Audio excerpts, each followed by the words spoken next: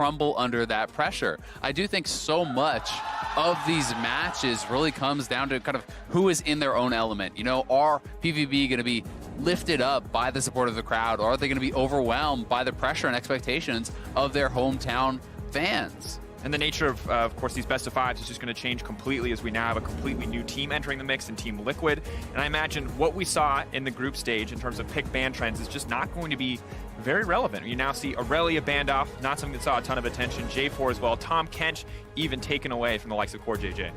Yeah, taking away Tom Kench from Core JJ is definitely a good idea. This guy is an absolute monster on the pick.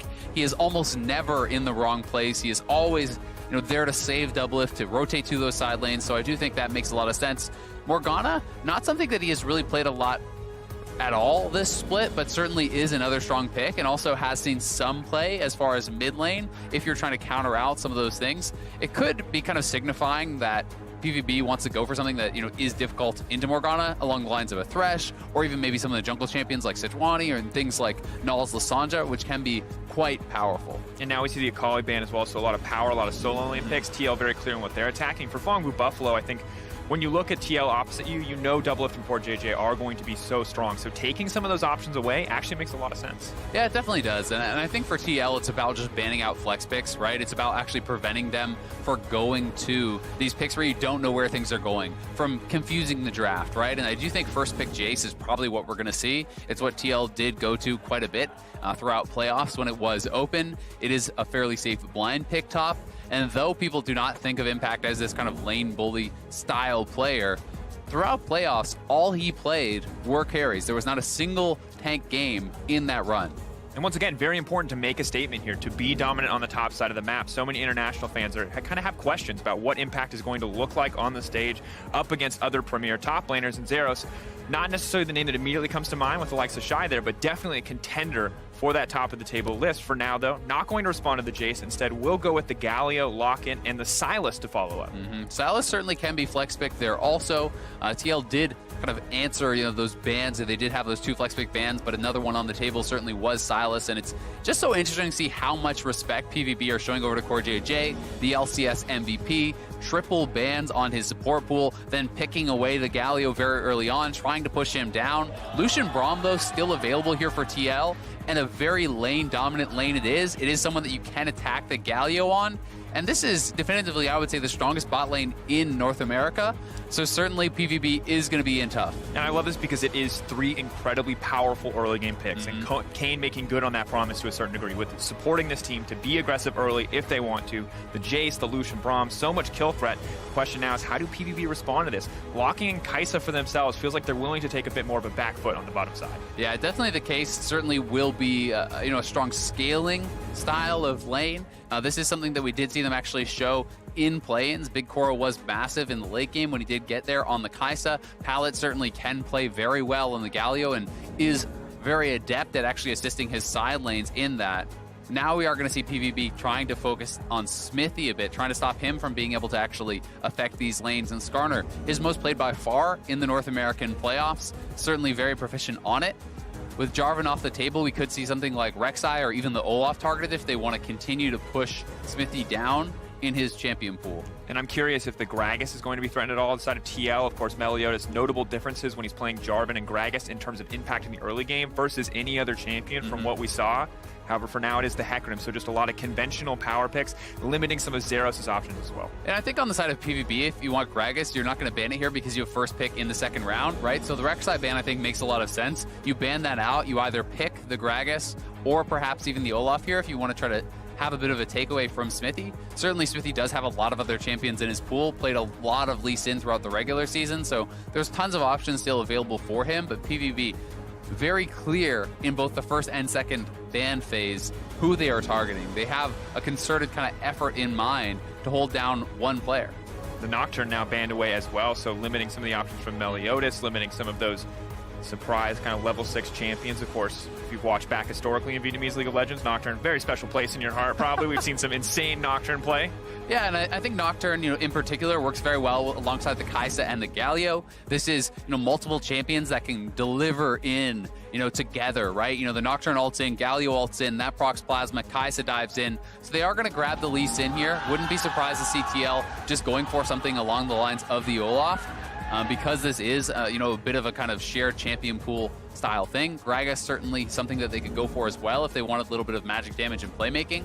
I do think we are going to see Jensen on something along the lines of perhaps the Zoe or even a Syndra, because he is blind pick here. And they do want some magic damage, so... Yeah, opting to go for the Sejuani here. Interesting to see Braum. Sejuani, of course, there's a lot of chain CC potential on this team, especially as fights continue to go longer. And generally, this is a pick that we've seen kind of rising in popularity slowly after repeated buffs over the last few patches. Yeah, certainly is. So they are going to decide to go for something a little bit different. Securing the late game is the plan here with the Azir.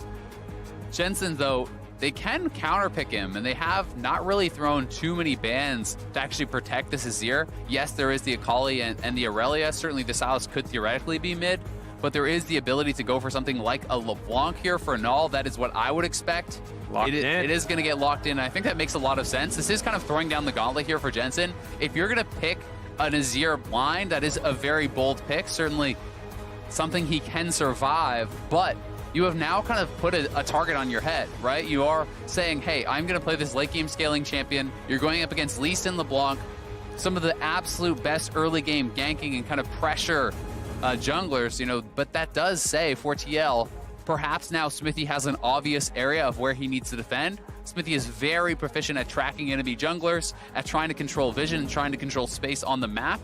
So we will see. I am expecting that Smithy will have to spend some time around mid lane, but then the question becomes, do you play to your bot side where you have this oppressive lane, this really strong lane that you want to try to snowball, or are you going to try to protect the more volatile lane on the top side with your Jace, who wants to push, wants to be aggressive, and if behind, Jace not very useful. And definitely difficult decision to make, but as you mentioned, slower, controlled games. Team Liquid always feels like they were absolutely in control in those situations domestically. See if PVB want to be the team to speed it up. If they can, match some fire with fire. And always, when we talk about different regions going head-to-head, the first step in any situation is that skill check. Can you win out on the 1v1 matchup? For Jensen now, who has taken the Azir into the LeBlanc, are you just going to be the better player on the day? Can you just outclass and mitigate what would normally be a weaker lane? Yeah, and Jensen has always been known as one of the best laners in North America. That is really where he does shine. It is not only just his ability to farm and actually stay safe, but his actual skill shot dodging. I think his mechanics in that regard, being able to make these small movements to sidestep chains, sidestep Lee Sin Qs, I think is one of his absolute strongest points as a player. Liquid fans in the audience in Ho Chi Minh City. Ladies and gentlemen, here we are, the first best of 5 of the day. Team Liquid versus Phong Vu Buffalo. Winner of this series will advance to the MSI main stage. Loser will get a second chance tomorrow against the loser of our second best of 5.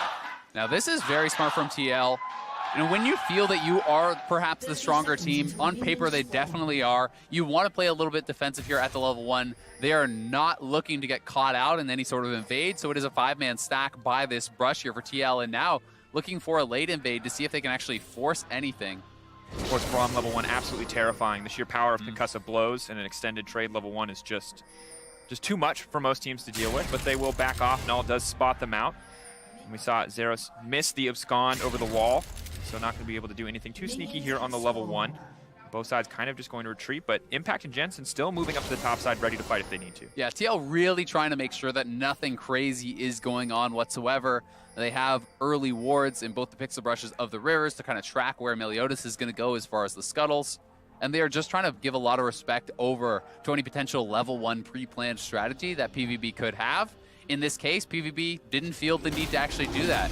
They are playing it pretty safe and standard. Had a bit of a line of scrimmage. Only thing that they have going a little bit weird is down on that bottom side, you could see that they are actually camping out in this rush. Going to go for the flash taunt, just immediately want to get some pressure in the lane, but the exhaust has already come out. 4 stacks go down. Double Lift still okay. The Plasma just now procced. At the end of the day, a relatively even trade overall, but if they continue to land these stuns, I'm not actually sure who came out on top in that exchange. I think it's pretty even. It's 3 summoners traded apiece here, a very aggressive start, but the problem now for Pallet, after that first initial punch, you're not starting with a W. You cannot actually go forward or help to push the wave or go for any sort of wave clear. So I do kind of think that TL should be feeling pretty comfortable about this.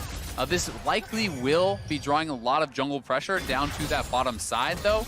When you already have 2 supports with no summoners, they have to be defensive, and Meliodas just trying to run straight through mid lane to actually get down to this scuttle. Smithy has been spotted.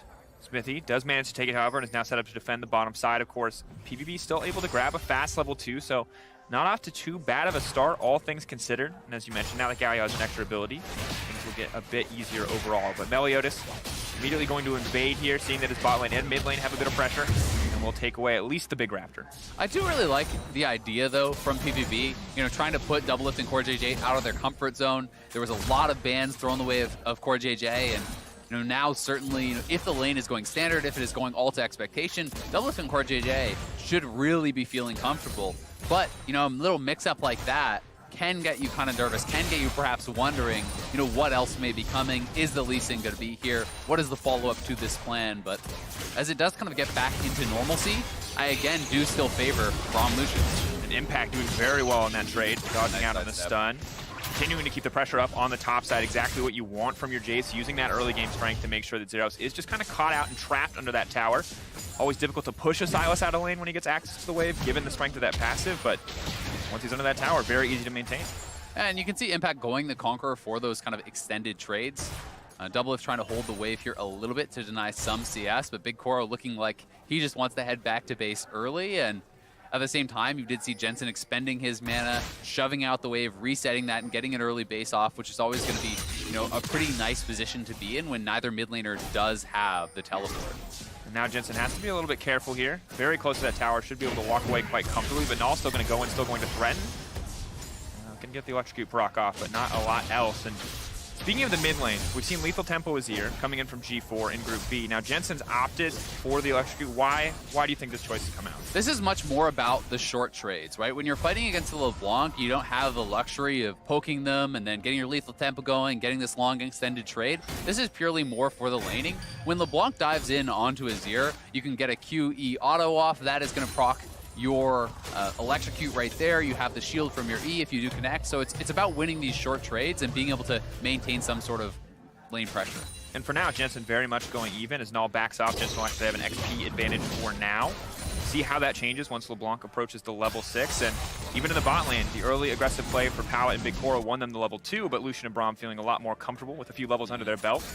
But now we see attention from Meliodas coming down to the bot side. Yeah, we'll see how early they do actually spot him. Just now they do, and they're going to have to back out. Oh, well played by CoreJJ, waiting, dashing back to Doublelift. Going to make it out unscathed and giving over the pathing information, so the rest of the map can feel quite comfortable. Yeah, but now Smithy is down there to actually protect them. He wants to make sure that Doublelift can push in and reset, because Big Koro already went back. He grabbed that Kerche's shard. If Meliodas does face check them, they could be in trouble.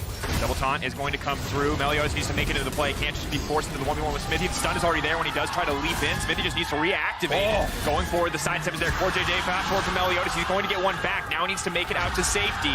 Lee Sin running for his life. No ward in his inventory. Impact on the bot side as well. This is turning against PVB. Double kill for CoreJJ in the bot lane. Yeah, well, that's why they're throwing the bans at it, baby. But either way, a well-played fight there from TL. I don't think that CoreJJ certainly should have taken the second kill at the very least, and Impact TPing down to that bottom side. You would have wanted him to grab that kill because he's actually losing a lot on the top side. Look at this wave at his turret. He's probably going to lose 2 plates, at the very least the 1, plus about 2 full waves. So that does put him behind the curve a little bit, and either way, here it is one more time. They are certainly expecting the play to come down. Smithy lying in wait. But Pallet able to tag Doublelift with that taunt, and that really was the big thing there. Doublelift getting a bit too aggressive towards Big Koro. Nice sidestep. Does allow them to get the first blood, otherwise that would have likely gone to Meliodas, and it did force out his flash, which makes it a bit of a one-way trip for the Lee Sin. You can also see the power of the Braum and the Sejuani together, as they just do not let the Lee Sin push any buttons once he has been caught out. Lee Sin, of course, grabbing the kill does mean that he has a couple extra longswords in the inventory. Meliodas can continue to be a threat. Null now level 6 as well, but a difficult exchange. Most certainly, if some of those kills had gone to Impact or Doublelift, this would be a much more difficult situation. Yeah, definitely the case. Because, I mean, really, at the end of the day, the big winner, as far as the carries go, was actually Zeros up on the top side of the map, because all the kill gold went to CoreJJ. Zeros was able to deny a lot of experience from Impact to take away a turret plate. So, individual gold-wise, that is going to help him out a fair bit. Impact certainly still doing well in that lane, but his advantage was erased by that TP down to the bottom side. And we'll see how this does go as we do move forward. But Doublelift certainly can be criticized at least a little bit for actually getting tagged by that taunt, because Pallet didn't have his flash available, and that is really what caused them to even lose that one kill. Level 6, though, now for Meliodas. May see some action here in the mid lane, but Jensen playing to the top side has an easy out with the shifting stance if he wants to take it. And all stepping forward anyway. I think trying to bait out some cooldowns so Lee Sin can get an easy in, but McSmithy is here as well. Not sure if he's sniffing out the play or just looking to make a play of his own. Ignite does go down. Jensen gonna shift away, a bit of a juke there. And all stepping forward, immediately getting a baited, but nice use of the distortion. Jensen's ult forced out. Flash still available though. Pallet now going forward. Doublelift is going to be in trouble. They're going to kick him back. The Braum not going to be in a great position to block the Unbreakable. Essentially useless. Doublelift now set to give his life in the exchange. Big Koro now going to grab the kill. Doublelift laying down a lot of damage though. The heal comes out. Feels like they bit off more than they can chew. Doublelift making a good effort, but Koro going to grab the kill. Yeah, it does at least force out that flash, but taunt flash there from Pallet. They knew Doublelift did not have his available after the previous play, and PVB playing it very well in these early stages. Pallet has to be a little bit careful, but getting that kill onto their Kaisa certainly going to be feeling very good. You would give that scaling advantage over to Big Koro, and Meliodas trying to take this time to grab up the Ocean Dragon, and that certainly will not be able to happen as Smithy is moving back. Of course, Jensen returning to lane as well. So even overall in the kill trades, of course, CS pretty even across the board too. So a very close game thus far in the early game. But when we talked about what is good for Team Liquid, a slower game was the answer based on how the team likes to play. But is it the same in terms of composition? I would say so. I don't think that they really have too much to worry about as far as getting outscaled or anything like that. Yes, the Kaisa you would favor over the Lucian if it does get to late game, but I think Azir, Sejuani, are so much easier to kind of navigate and actually execute on in a late game team fight compared to someone like the Lee Sin and the LeBlanc, who really have to be able to kind of make big plays, play out of vision, get picks, these sort of things. Doublelift is going to have a lot more protection, and they're going to have kind of more consistent damage coming out of their backline. And now I'm just curious to see where Smithy decides to put his attention. Of course, he's been doing a decent job so far protecting for all these ganks. 2 assists to the Lee Sin's 1 kill and 1 assist, but has the playmaking potential now that he has hit the level 6. And Impact, while he did have a pretty solid early lead in terms of pressure in the lane, is now struggling a little bit more. Hexdrinker keeping him safe in the matchup, but Zeros much more comfortable. Yeah, I mean, I think it's fair to say Impact is doing well, though, right? He is even on farm. He's a little bit ahead, but he TP'd away from lane, whereas opponent TP'd to lane, so you certainly have to take that into consideration. Now 3-man mid looking for Jensen. Potentially in trouble, but Null is just now going to get turned on. Smithy, though, the rest of the team has arrived. Big Core going to try to lay down a little bit of damage. Sejuani's still so tanky. Meliodas on the back side could try to fish for the dive here. No wards for the Lee Sin in his inventory outside of the control ward. Would have to commit it if he wants to go for a fancy play, and he will. Kicks it right to the rest of the team. Perfect chain CC. Big Koro going to grab the kill. Yeah, really nicely done. And they have multiple members here on the top side, so they're going to go straight for that Rift Herald. They're actually rotating Zeros down to that bottom lane. Doublelift going to be able to pick up some turret plates, but a great job here by PVB, really putting the pressure on, escalating the pace of the game. This is the kind of style you want to see them playing to have a good shot against Team Liquid, and thus far, it's looking pretty damn good. And a very creative approach on that play from Meliodas, finding the flank. Null, though, now laying down a bit of damage. Jensen still enough of a threat in terms of DPS, though, to dissuade him from committing too much further. Barrier and Ignite both up for the respective mid laners, but Zeros is here as well. Could look to steal on a Zero, throw him back, but will not opt to do so. Instead, immediate use of the Herald on top side. Wants to cash in on some of those plates. Yeah, and they have to, because look, there's only 1 plate left on the bottom side. They're going to lose this first turret very quickly on that bottom side. It will be a race for it. PVB likely will win this, but it's going to be damn close with that turret charge. Yeah, PVB will get it. Of course, the last plate, just so much armor. Difficult to cut through. Doublelift, though, still going to get a lot of gold here with CoreJJ. Have to see what he's going to do with it. Kaisa and Lee Sin on the top side, the beneficiaries as well. CoreJJ just has a lot of gold this game. Yeah, he definitely does, and you know, will allow him to get to kind of some of those support items a little bit faster. Certainly would prefer the gold to be on the carries here if you are over on TL, but an interesting call from PVB. Just move so many members up that top side early on. The kill on Smithy allowed them to get quite a bit out of that because they had a great pick with Meliodas, kicking in Smithy, killing him off. That means they get Rift. That means they just barely beat out this TL bot lane to first turret. So PVB playing very evenly in these early minutes here of this game, and honestly turning in an impressive performance already. But of course, I feel like there's a little bit of pressure now on them to turn it into a greater advantage now that they've taken the top side, because essentially the gold has now been evened up, but an Ocean Drake over to TL, and if the laning phase continues, that advantage just continues to compound. It definitely does, but you can see PVB doesn't really want to lane, right? You know, that is why they're actually, you know, going for these sorts of assignments. They're trying to move away from that laning phase, not interested in kind of having that 2v2 against Doublelift as he hit his Blade of the Rune King, you know, knowing that Lucian is going to be very strong at this point in the game. So again, it is the lane swaps. TL sends their bot lane top. Smithy and Impact will look to hold down here on the bottom side, and we can see Big Koro, as expected, moving towards the Rage Blade. Doublelift will be going an Essence Reaver second, so we're seeing more and more people move towards this style of build. It is very strong as far as your scaling, as far as your team fighting, but we have seen some of the Lucians really struggle to actually get involved in those late game team fights despite the build, because you still are that short range champion. You still are very vulnerable. Yeah, and of course, especially difficult in the face of a Galio Meliodas. Whoop, just going to get the Galio in the middle of the team. Pallet now has to be a little bit careful, but you can see TL giving a ton of respect to the opposition. No, I'm not going to connect the chains there, so will back off. But Zeros potentially in trouble now. Poor JJ trying to extend this play. The dive now coming out. Immediate kill onto Zeros in the top lane. Poor JJ and Doublelift see their opportunity and they take it. Yeah, I mean, when Pallet uses his ult, when you show Meliodas on the bottom side, there's nothing to stop them from going for that sort of a dive. So again, PvP happy to just trade gold on opposite sides of the map. They will come out ahead as far as the kill, and they will actually be outpacing TL as far as the turret take as well. So that is going to feel really nice.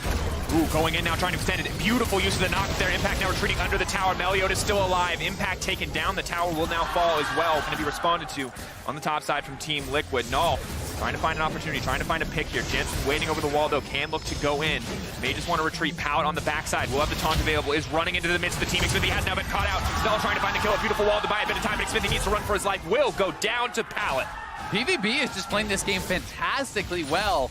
Pretty sloppy, honestly, from Impact to actually stay around the tower and go down there. When it is that 3v1, the tower is almost dead regardless. Not really a lot to get from this, and Big Koro has been getting so much out of it. He is getting all this tower gold, getting a lot of plates, and he is now sitting at 3 kills early on this Kai'Sa. So Impact just caught out. Great engage there from Pallet. No real reason for Impact to be staying around, but he thought that Jensen and Smithy would have been able to get down there in time to help him out. That is why he is trying to actually stay around and perhaps, you know, bait his opponents in. But then Pallet coming in for the flank, kick into taunt. That is beautiful from Meliodas and Pallet. They're honestly playing a hell of a game, and Jensen forced to flash out as well. Yeah, Pallet has been so incredible thus far.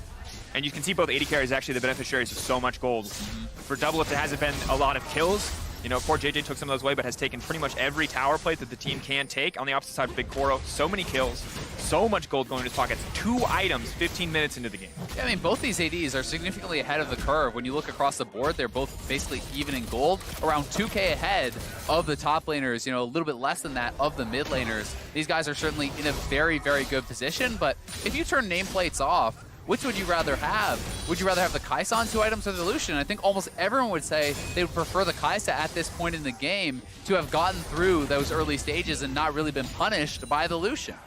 Yeah, things working out quite well for PVB. And honestly, when we looked at this matchup, we expected so much to be about the top lane, but it has been a very bot lane focused game. Wild to see Big Koro and Pallet keep up thus far when we expected Doublelift and Core JJ to be probably the strongest part of this Team Liquid roster. And I would honestly say it's been more to me about Meliodas. I think Meliodas has been incredible this game. I think this is better than any of the games I saw him play throughout the play, and his you know, level of play really seems to be rising to the competition here. Meliodas has looked fantastic thus far in this game number 1, has 100% KP, really has been the catalyst for all of these kills, you know, finding these beautiful engages, finding these massive plays. And we heard some of the people on the desk talking about that. Frost, I believe, mentioning, you know, how good Meliodas can be when given these early game champions and when he's kind of in his element. certainly feels like he is so far. Absolutely is, but now we see the siege coming through from Team Liquid in the mid lane. A tanky front line as well as some solid damage dealers make this a bit of an easy setup for them. LeBlanc, though, on the side lane. Null may just continue to push here and try to get down some tower damage, or could try to find the flank. Very tense moment. Some good ultis connect from TL. The game could shift in an instant, but a lot of potential burst damage as PVB have some decent leads. Yeah, and PvB needs their playmakers to come up big to win a team fight, right? You need the Lee Sin to kick in a carry. You need the LeBlanc to try to find this great double distort and get a chunk onto someone, because, you know, if you just walk in straight up and 5v5, it's going to be so damn hard for them to fight through this Braum and Sejuani, and Doublelift will likely have a much easier time getting damage out. So we'll see if PvB want to challenge. It really looks like they're going to commit to this. TL laying down the gauntlet. They want the fight, and they are ready for it. Calling them out. The Azir ultimate is available now. Immediately the fight is going to break out. Team Liquid has managed to take the Drake. Big Coral still damaging, uncontested on the backside. Meliodas doing what he can. Big Coral alive and well, but 4 members of Liquid standing. Meliodas not able to get anything. Jensen unable to connect on the ult. Null still alive. Double kill coming in for Big Coral. He's popping up the back line. That's going to be a triple. He's looking for a little bit more, but Big Coral will go down. Jensen finding the kill. Null, though, on cleanup duty. Core JJ, the last man standing. The ace for Phong Buffalo. An absolute bloodbath by the Dragon. TL get the Dragon, but they lose 5 kills, picking up 3 for themselves. Very well played by the carries here.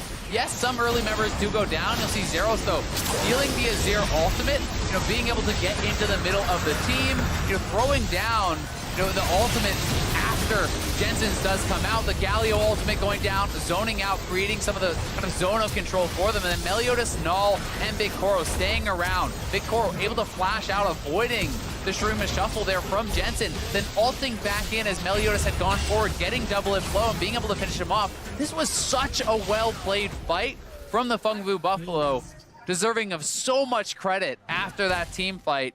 They went straight at TL and just punched him in the mouth.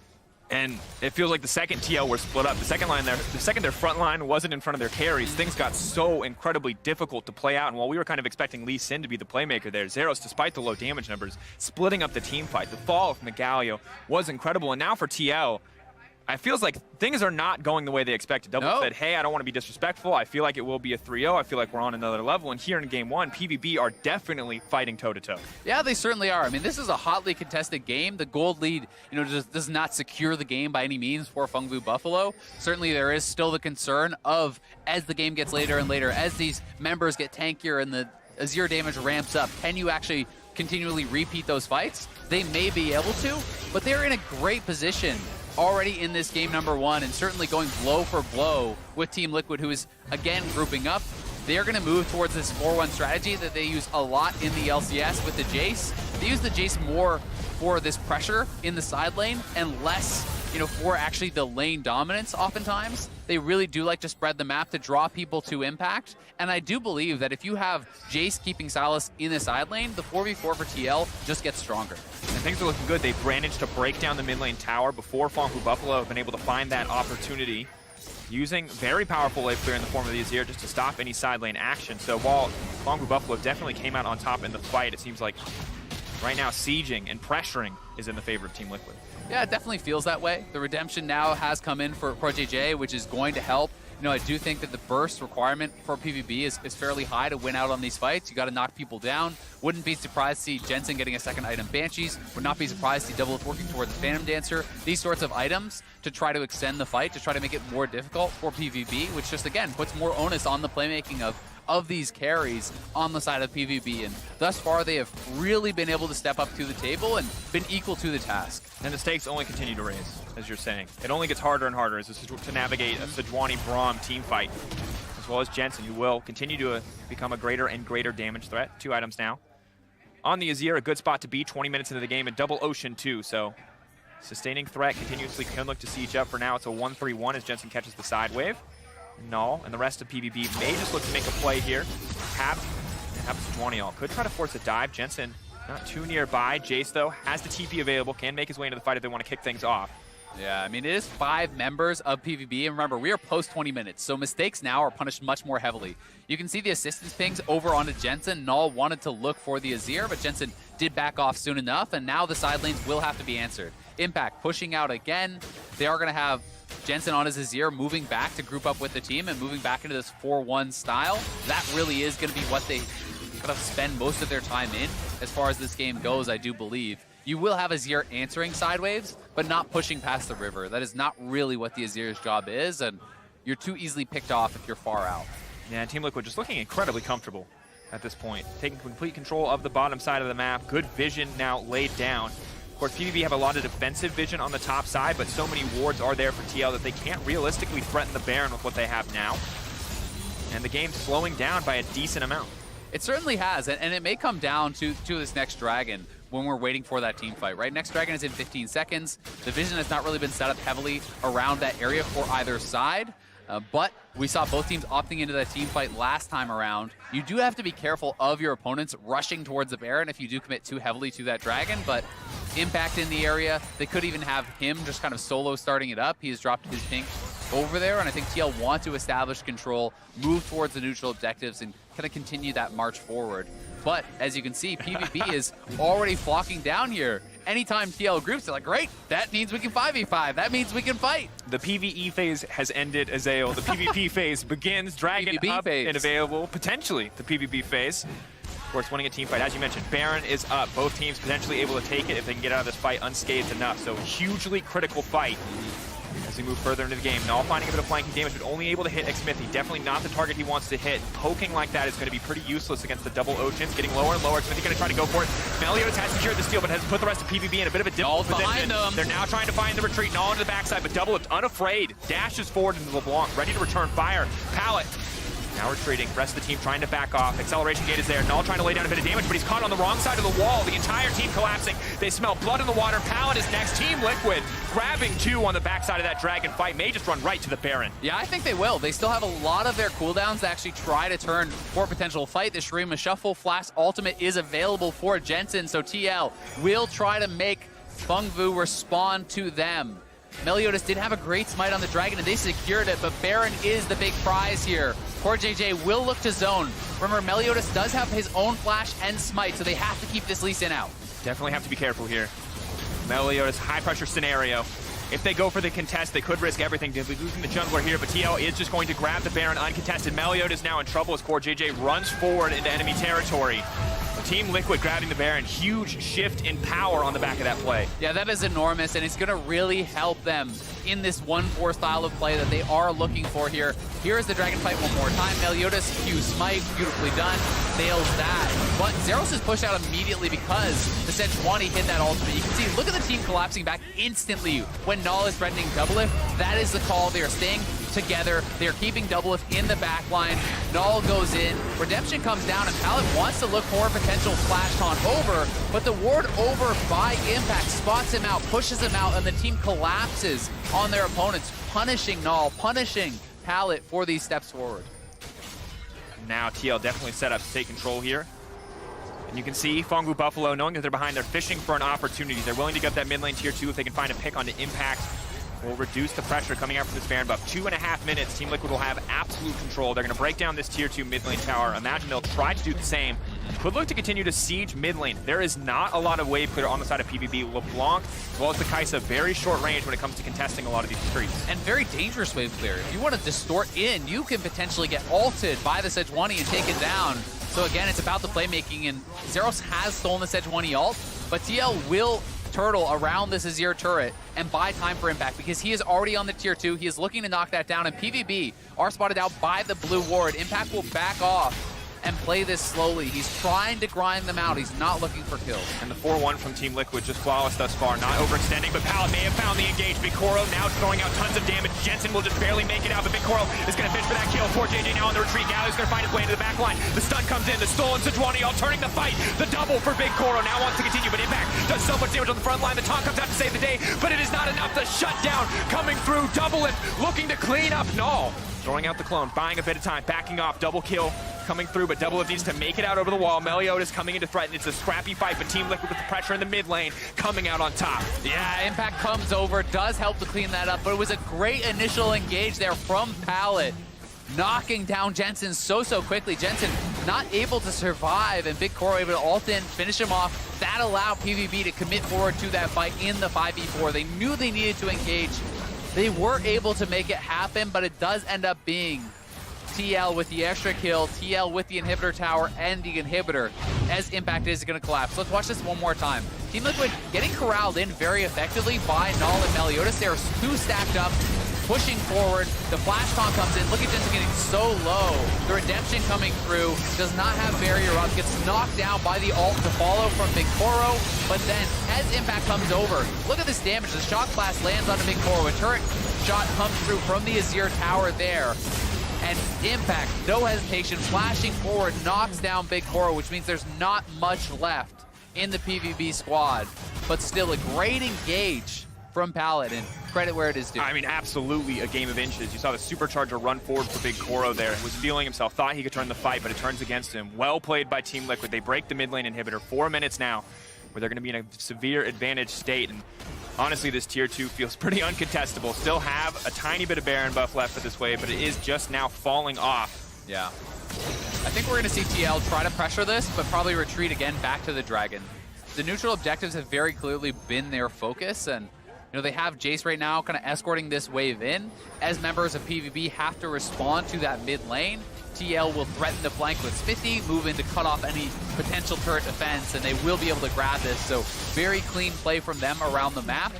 We'll see if they're going to be able to challenge this inhibitor tower, or if they want to try to back off, reset, and look for neutrals. PvP, can they find another miracle engage? Shock blast to the face, and all taking a bit of a chunk there. It looks like TL going to try to sustain a push for at least a little bit. It's just so hard, you know, when you don't have the taunt flash, when you don't have pick flash, like a lot of those playmaking summoners are so critical for PvP to be able to get in. And you're not just going to be able to justice punch your way into the middle of the team and walk in, right? It really does take some sort of playmaking tool, and TL are grouped up as 5. Big sign of confidence, Zero stealing away the Sejuani ult. Smithy ready to body block if necessary. Knows that he can sacrifice himself to get the carries. Freedom to DPS, but Team Liquid will now back off. May play for the Mountain Drake. I think so. And honestly, a 4K gold lead right now, Azeo.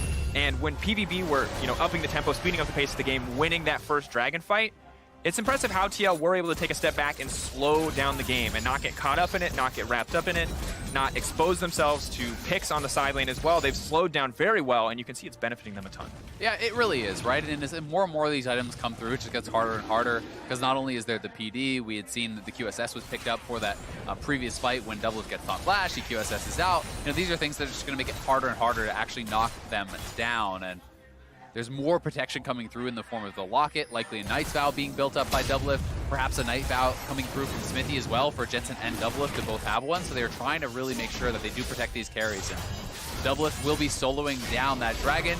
Impact again in the side lane, trying to draw members to him. Again, this is about the pressure. It is less about the kills and the kind of lane domination. And Teal will again set up this 4-1 push. Yeah, uncontested Mountain Drake, 21 seconds till the Baron responds. For now, vision control around that Baron, heavily in the favor of PvP, but with mid lane pushed out, TL will have to complete and total access. No sweepers available, but you'll notice a litter of control wards just in every inventory outside of Doublelifts. Just throwing it down. Gotta call him out. Sell that BF sword. Buy pink. But either way, TL going to be moving out on the map, trying to set up around the Baron. They have a pink inside the pit, a pink outside the pit to try to cover any potential vision on that sneak. Now they will move in as a 4-man squad to try to get vision in the jungle. This is to try to choke PvB out of being able to even check on if the Baron is starting. And this is where it gets harder and harder and harder for PvB, and this is something that Smithy and Core JJ certainly do excel at. You can say that they're not willing to fully commit to this until someone actually will show bot lane alongside Impact. Once someone shows down there, you may see more of a commitment to actually stepping up and trying to go for this vision, but they're hunting Doublelift. Oh, marked for death. They want to get their kill on Doublelift, but Pallet now needs to retreat. He's been caught out by 2 members. A lot of potential CC there. The damage now to back them up from Jensen. TP coming in, but Pallet going to be taken out before the fight even starts, trying to make the decision, but will not. An immediate follow-up ball from McSmithy. Big Koro now needs to back off, the only damage source remaining. They're going to have to play very cleanly in this clutch, but it's not going to happen. Big Koro now needs to use the ultimate to retreat. Doublelifting in, going full forward, but now kick back in the rest of the fight. It's a messy fight. PvB still able to find a couple of kills here. Trading back and forth with Big Koro taken down. Meliodas next on the list. The CC is flawless. Team Liquid will find the fight win, and they may just look to end. Yeah, I think they can end it right here. 40 seconds on all the important members that are down for PvB. They will go straight through the bottom lane. knocking down the inhibitor here. And Ken looked to press forward, and while it was a great kick onto Doublelift to knock him out, Jensen was never threatened in the fight, sitting on both his summoners still, and the TL will march forward to their first victory at MSI. Pallet finally stepping forward, but it is just not going to be enough. Too much CC on this team, a 3-man taunt, but there is no damage to follow it up. Impact raining hell with the shock blast. The ulti will come out from the Galio. Ignite ticking down, but it will not be enough. Game 1 going in the favor of TL. It was rough in the mid game, but they brought it together and will find their first win on the MSI stage. Certainly a very close contested game, though. Honestly, PVB, I think in those early minutes, fought back more heavily than people were really expecting. You could see that they had a game plan. They executed on it well. Everything from that level 1 cheese out of the brush, taunt flash at level 1, forcing Doublelift to use summoners, forcing CoreJJ to blow those summoners and start the lane in an uncomfortable position. And from there, I honestly have to give so much credit to Meliodas. I think he was astounding this game on the Lee Sin, playing across the map, forcing kills, being in the right place at the right time to really be able to get a foothold in this game for PVB. But the problem became, I think, in ease of execution for TL. The composition they drafted, they're extremely comfortable with. And Jensen was always that insurance plan on the Azir. They were never really able to punish him and put him down whatsoever. And he was just consistently getting stronger and stronger and stronger. It kind of felt like that snowball was rolling. And once that one dragon fight went in their favor and they were able to take that Baron, when Meliodas was not able to access the pit, it felt like suddenly the pressure was on for Phong Fu Buffalo to be the team that engaged, and that's where it kind of started to fall apart. But for more on how Game 1 played out, let's send it over to the State Farm Analyst Desk. Thank you very much, Dracos. A competitive first game here in the knockout stages for the play-ins at MSI, but it does go the way of Team Liquid, the predicted favorite here in our first best of 5. That said, we had teased the possibility of a split map with Phong Fu Buffalo perhaps going to the top lane, using that 2v2 of Meliodas and Saros in the top lane to take advantage of Xmithy, while TL perhaps goes to the bot lane. Not quite what we got here, though, on the outset of the best of 5. No, I mean, Team Liquid have been playing a lot of carries top throughout playoffs, and so we were saying, maybe this is going to be a thing where they kind of leave them to the wolves, and that's where you'll see Phong Fu go, but instead it was actually carry versus carry, but neither received that much help as they really focused on the bot lane, even from level 1, even before the junglers got involved. It was so clear that that was where the gameplay was going to be focused on. And it felt like this was really kicked off by Meliodas. I know that Xmithy kind of beats him to the gank. He's already sitting in the brush, but Meliodas and PvP were very clear that, hey, we're done with Braum and Lucian being so far forward. We are going to try to fight fire with fire, and then it all just cascaded from here. And I think, they did a really good job, too. Even level 1, trading summoners relatively evenly. They never really gave up that much in the bot lane to Doublelift and CoreJJ, and even made some really good repeated gank attempts down there. Which is why I think Galio is also going to be a pick to watch throughout this series. Pallet is a very strong Galio player, but one of the advantages that this champion has is his all-in potential at level 3. And again, if you know that Doublelift and CoreJJ are one of the primary win conditions of TL, make sure that you do have some sort of firepower to bite back against this team, and Galio fits very well with that. And you had talked about how, Pallet and Big Koro have been two of the better performing members for this team throughout the tournament so far. It's good to see them stack up against one of the best bot lanes North America has to offer in Doublelift and CoreJJ. Yeah, and the Galio does have that all-in threat, but you would think a Lucian Braum lane versus Kai'Sa Galio should, over the course of the whole laning phase, start turning those advantages, but the gank attempts kept coming in. They couldn't really make anything work well. And so you saw the Essence Reaver start coming out for Lucian right away, being like, all right, I'm not going for the crazy 2-item Bork Black Cleaver rush. So he actually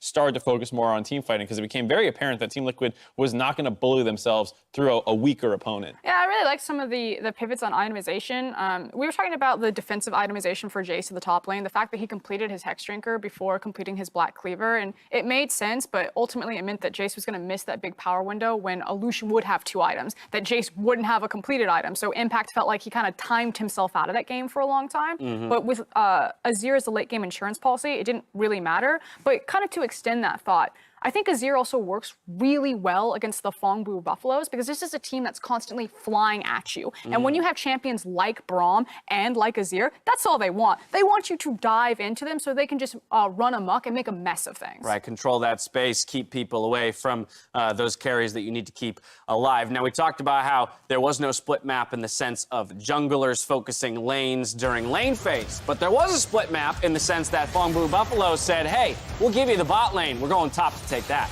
Yeah, and I think this is a big part of why you saw that kind of pivot to realizing this is going to be a more of a late game focused game. It's not a lane focused game. And Phong Vu, we talked about how while they're fast-paced, they're not like that crazy, never seen the strategy before team. It's actually very standard. Flip your bot lane top. It's the better scaling bot lane. Get them more gold. Focus on these kinds of things. And the top laners have to fend for themselves at that point. Seros gets caught out, and it looks like, all right, Team Liquid are showing, hey, we're the better macro team at this point, but they did not stay calm. You know, there's a bit of greed going on. Who knows exactly why, but Impact feels like he can step back up here. And I feel like, you know, maybe this is an intangible, but PVB are one of those teams where if you don't have a lot of experience with how quickly they play, they can catch you off guard. And you say Impact 100% should know better. He should never be in a position like that. That's pretty inexcusable. He looks death in the eye, walks up to it anyway, but you don't really expect a team to play this high tempo, to go for those plays and to force moments like that. And they better start getting used to it because this was when the game looked like, uh-oh, like Team Liquid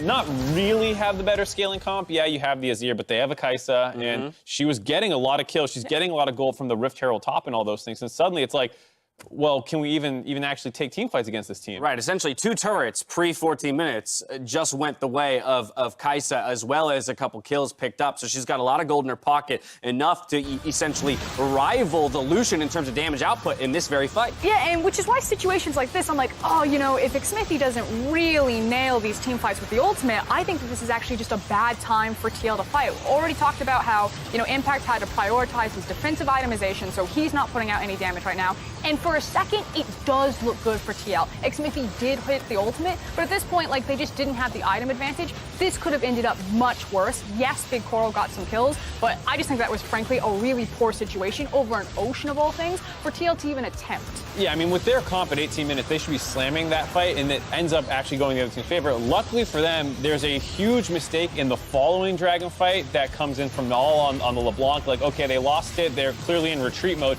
He wants to make the big play to turn it, but goes for the flash W, gets exhausted, doesn't have that much damage, and then because he went for the flash over the wall, his W can't get him back on the other side, so he just leads himself out to dry, dies, and then that's really why Team Liquid won the game. Yeah. They were not outplaying Phong Vu. They were not out team fighting, out macroing.